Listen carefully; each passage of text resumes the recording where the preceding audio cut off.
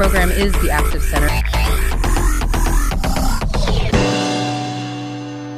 All right, let's talk about the force that literally builds the world we live in. I'm talking about entrepreneurship. Today, we're going to dive into the blueprint for innovation. How you go from a tiny idea to something that can change society. So let's kick things off with a really big question. I mean, that's a huge question, right? But it's the exact question that every single entrepreneur, whether they realize it or not, is trying to answer. It all starts with seeing a problem, or gap, or a need that nobody else has quite figured out yet. So, to really get a handle on the architect, we've got to understand their blueprint first. What is entrepreneurship when you strip it all down to its most basic parts? At its heart, it's a huge trade-off, a real high-stakes game. It's the willingness to put pretty much everything on the line. We're talking your time, your money, your reputation, all for the shot at creating something new and hopefully profitable.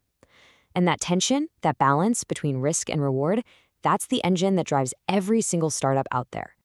And look, this isn't just some random gamble. It's actually a pretty disciplined process. It all begins with market observation. That means really seeing what people need. Then comes resource management, getting the money, the materials, the right people on board. After that, it's all about leadership, inspiring that team to work towards the same goal. And, of course, constant problem solving. Because let's be real, no plan ever survives first contact with the real world completely untouched. Now, here's where it gets interesting. That classic debate, are entrepreneurs born or are they made? A lot of people believe this knack for seeing opportunity is just an innate mindset, something you're born with.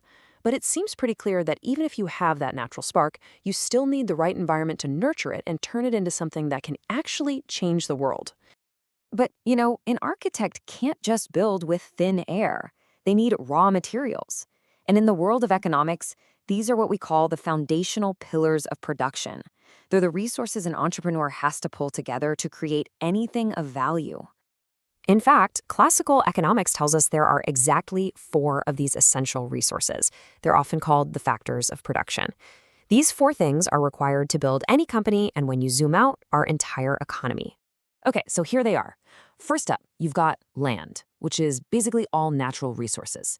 Then there's labor. That's the human work, the effort that goes into it. Next is capital, which refers to the tools and machinery we use. And finally, the one we're really digging into today, entrepreneurship. See how it's kind of set apart? Well, there's a very good reason for that. So here's the crucial part. Without entrepreneurship, those other 3 things are they're just stuff. Land is just dirt. Labor is just people doing random tasks. And capital is just a pile of tools sitting there. Entrepreneurship is the intellectual factor. It's the vision, the active intelligence that organizes all those raw materials and actually turns them into something valuable. Okay, so we've looked at the blueprint and the materials. Now let's talk about the architects themselves. Who are these people? What makes them tick? And what different shapes and sizes do they come in? While entrepreneurs are obviously a really diverse bunch, they do tend to share some core traits. It's this powerful mix of creativity to see new solutions, a high risk tolerance to go after them when no one else will, the sheer consistency to push through the daily grind, and a real passion for lifelong learning so they can constantly adapt. And that tolerance for risk, it's not just about money. It's about being willing to challenge how things are done, which is maybe the most disruptive thing you can do.